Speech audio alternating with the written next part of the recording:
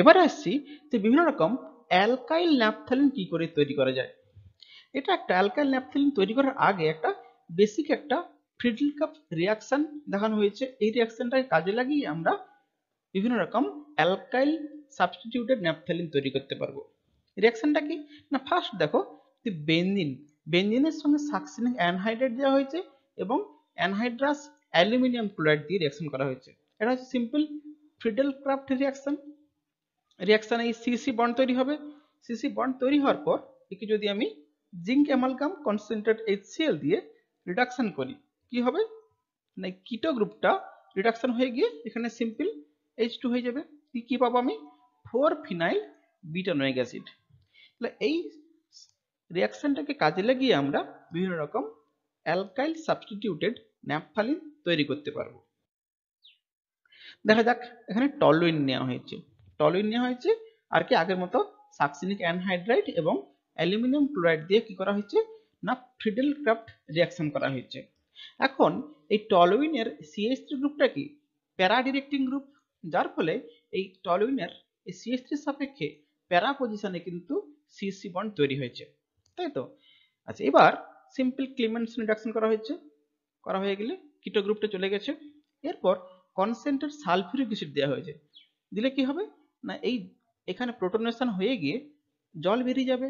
জল বেরিয়ে সঙ্গে সঙ্গে কি হবে না, এখানে এই অ্যারোমেটিক ইলেকট্রোফিলিক সাবস্টিটিউশন রিঅ্যাকশন হয়ে যাবে, তাই তো। এভাবে অ্যারোমেটিক ইলেকট্রোফিলিক সাবস্টিটিউশন হয়ে গেলে সিসি বন্ড তৈরি হয়ে যাবে। সিসি বন্ড তৈরি হওয়ার পর আবার আমরা কি করব না, ক্লিমেনসন রিডাকশন করব। জিঙ্ক অ্যামালগাম কনসেন্ট্রেট HCl দিয়ে কিটোটা রিডাকশন করে দেবো।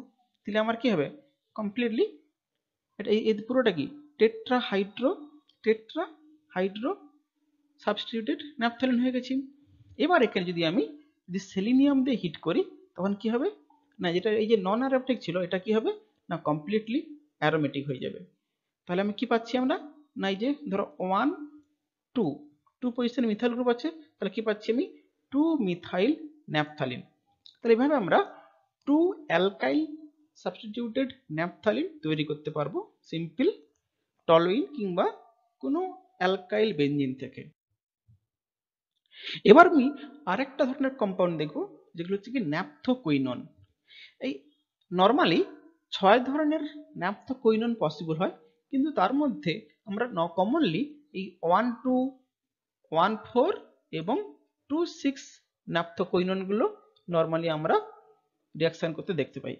এটা হচ্ছে কি 1 এবং 2 1 2 ন্যাপথোকুইনন, এটা কি 1 এবং 4 1 4 ন্যাপথোকুইনন, এটা কি 2 এবং এটা 6, তাহলে এটা কি 2 6 ন্যাপথোকুইনন, তাই তো। তাহলে আমরা এই তিনটে ন্যাপথোকুইনন কি করে তৈরি করা হয় সেগুলো দেখবো আমরা। ফার্স্ট আমরা দেখব সিম্পল ন্যাপথালিনকে যদি আমরা CrO3 ক্রোমিয়াম ট্রাইঅক্সাইড এবং অ্যাসিডিক অ্যাসিড দিয়ে অক্সিডেশন করি তখন কি পাবো আমি না, এই যে 1 4 ন্যাপথোকুইনন।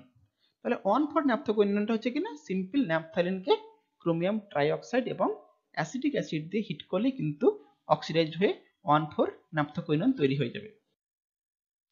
কিন্তু 1 2 ন্যাপথোকুইনন তৈরি করতে হলে আমাকে কি করতে হবে না, এই যে 1 অ্যামিনো 2 ন্যাপথল, এই অ্যামিন গ্রুপ থাকবে এবং এখানে OH গ্রুপ থাকবে।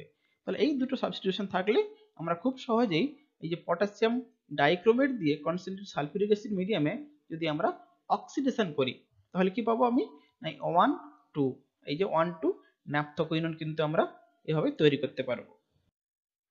এছাড়া একইভাবে আমরা যখন 2 6 ন্যাপথোকুইনন বানাতে যাব তখন আমরা কি করব না, এই যে 2 6 ডাইহাইড্রক্সি কম্পাউন্ড যখন নিচ্ছি আমরা সেখান থেকে এই দুটো গ্রুপ যদি লেড ডাইঅক্সাইড দিয়ে অক্সিডেশন করি তখন কি পাবো আমি না, এই যে 2 6 ন্যাপথোকুইনন আমরা এখান থেকে তৈরি করতে পারবো। তাহলে আমরা দেখলাম কি 1 2 1 4 এবং 2 6 ন্যাপথোকুইননের প্রিপারেশন দেখলাম।